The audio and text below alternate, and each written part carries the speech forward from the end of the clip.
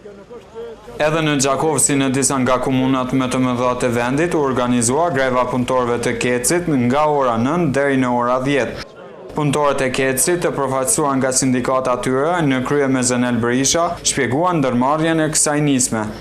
Arsyeja është se nuk ka imponu për çështje të kërkesë, kemi pas disa kërkesa, pika e parë ka qenë për rritjen e tarave personale, të cilët nuk kanë rritur me vite.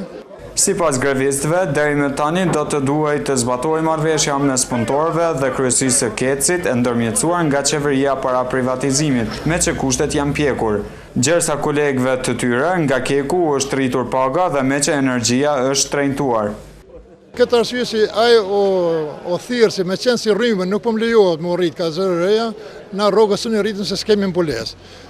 Rryma është rrit mbi 10%, edhe rrogët nuk kanë lëviz.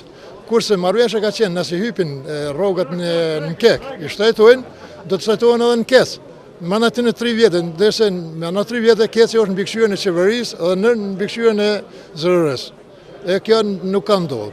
Kryetari i sindikatës së punëtorëve të Kecit, Zenel Berisha, tha se greves janë përgjigjur shumica punëtorëve të Kecit, të cilët u mblodhen para ndërtesës së Kecit.